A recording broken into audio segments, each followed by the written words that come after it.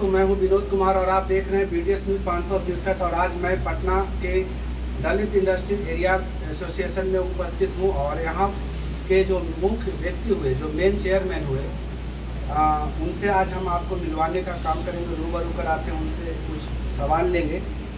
तो सबसे पहले सर, आपका हमारे न्यूज़ चैनल में स्वागत है। आपको BDS न्यूज़ 563 को हम हार्दिक बधाई देते हैं अपने एसोसिएशन दलित इंडस्ट्रीज एसोसिएशन की ओर से और आपका स्वागत करते हैं। अगर कुछ प्रश्न है तो आप पूछ सकते हैं। सर, सबसे पहले आपके मन में ये कैसे, कब, क्यों ख्याल आया कि हमारे SC/ST भाइयों बहनों के लिए, इनको आर्थिक समानता के लिए हमको कुछ काम करना पड़ेगा, कुछ पहल करना पड़ेगा, ऐसा कब ख्याल आया?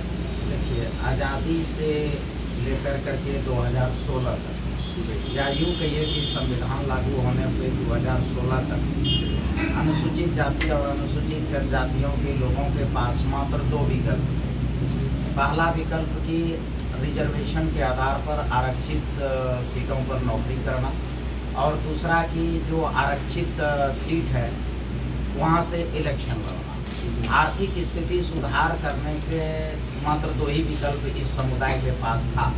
लेकिन जब 2016 में दलित इंडस्ट्रीज एसोसिएशन का स्थापना हुआ तो यह इन्होंने जो है तीसरा विकल्प जो है अपने समुदाय के सामने रखा कि आर्थिक विकास के लिए आपको, अपने आर्थिक सशक्तिकरण के लिए आपको उद्योग, वाणिज्य और व्यापार को भी अपनाना होगा। और हम देख रहे थे कि मतलब आज़ादी से लेकर के या संविधान लागू होने से लेकर के 2016 तक आपको मालूम होगा कि 2011 के अनुसार total population of schedule caste and schedule tribe is 28 crore, 28 crore है, और उसमें 26.5 करोड़ लोग जो है ऑन रोड है या गंदे बस्तियों में। सोच सकते हैं, मतलब 95% लोग। तो इसका मतलब था कि सरकारी नौकरी या आरक्षित सीट से इलेक्शन लड़ना जो है आर्थिक सशक्तिकरण का माध्यम नहीं है। इसलिए अपने समुदाय को जो है हम उद्योग, वाणिज्य, व्यापार की ओर ले जाने के लिए मैंने इसकी स्थापना किया और अभी इसका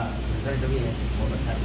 सर, SC/ST में भी सर कुछ 1-2 ऐसी जातियां हैं जिनको अनुसूचित जाति के लोग भी अपने कैटेगरी को नहीं मानते। जैसे उदाहरण में दुनिया हो गया, मुसर हो गया, डोम हो गया, डांगी हो गया, और इस पर और आगे आप विशेष जानते हैं। इस पर एक बात आप यह जान लीजिए कि दलित इंडस्ट्रीज एसोसिएशन अपने समुदाय के 95% ऐसे लोगों के लिए कार्य करती है जो आज तक आरक्षण के लाभों से वंचित रहे।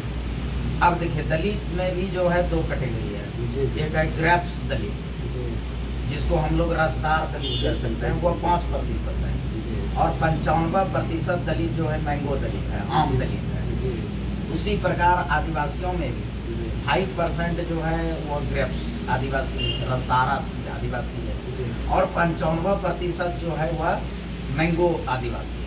तो जो mango people of schedule caste schedule tribe है 95%, जो कि आज तक आरक्षण, जिसका आपने नाम लिया कि मुसार भाई है, भुइया भाई है, लाल बेगी, हलाल, खोर, कुंजड़ा, नट, कुरियार, भोक्ता, लाल बेगी, इसी प्रकार जो आदिवासियों में है, तो वैसे लोगों के लिए ही दलित इंडस्ट्रीज एसोसिएशन कार्य करती है। इसका जो मेन मकसद है वही 95% जो वंचित दलित है ना, या वंचित आदिवासी है, उसी का आर्थिक सशक्तिकरण इसकी प्रथम प्राथमिकता है।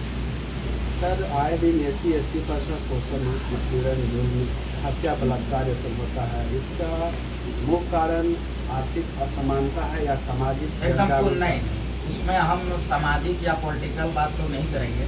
आर्थिक असमानता जो है उसको मतलब कोई इस प्रकार जो है शोषण का शिकार बना रहा है।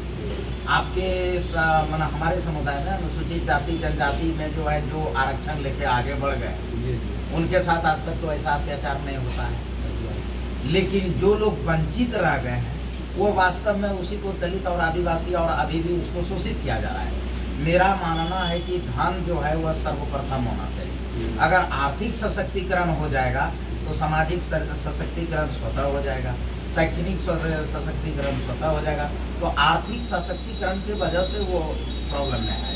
और DIA का मोटो भी वही है, उसको आर्थिक सशक्त कर देंगे कि भाई वो खुद उनके पास स्कूल होगा, वो दूसरे के स्कूल में क्यों जाएगा।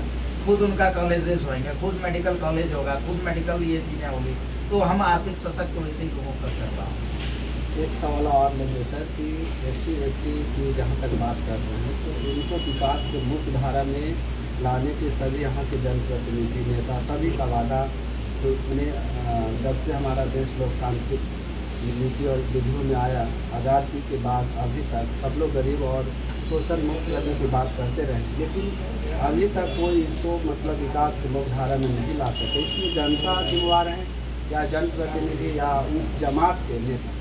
नहीं, आप एक चीज़ पत्रकार महोदय ये आपको कहना चाहूँगा कि इसके लिए जो है जिस समय आरक्षण इसको दे दी गई ना, उस समय से यह आत्मनिर्भर बनने के बजाय बाबा साहेब अक्सर कहा करते थे कि हम अपने समुदाय को मालिक बनाना चाहते हैं, लेकिन जब आरक्षण इसको मिल गया ना तो यह या तो जो है गुलाम बन गया, नौकर बन गया, या फिर पार्टी का चमचा बन गया, और किसी भी पार्टी के एजेंडे में या किसी भी अलायंस के एजेंडे में अनुसूचित जाति जनजाति का ही नहीं है। तो आरक्षण लेकर के यह जो गद्दार लोग हैं ना, यह या तो नौकर बना या फिर जो है यह चमचा बन गया, किसी भी पार्टी का चमचा बन गया, किसी भी अलायंस का चमचा बन गया।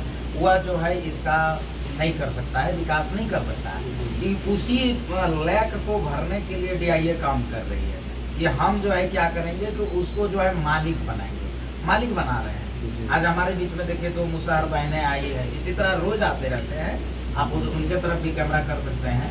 ये लोग भी आए हैं, ये लोग जो है कुटीर उद्योग का कार्य करेंगे, और नीचे में भी काफ़ी जो है संख्या में रोज आते हैं, और उसमें वंचित दलित सबसे ज़्यादा आते हैं। गरीब युवा लोग जो है एक आशा उसके मन में उत्पन्न हुआ है कि अब हम भी आर्थिक सशक्तिकरण करेंगे, राष्ट्र निर्माण में भागीदारी होंगे, टैक्स पेयर बनेंगे, मालिक बनेंगे।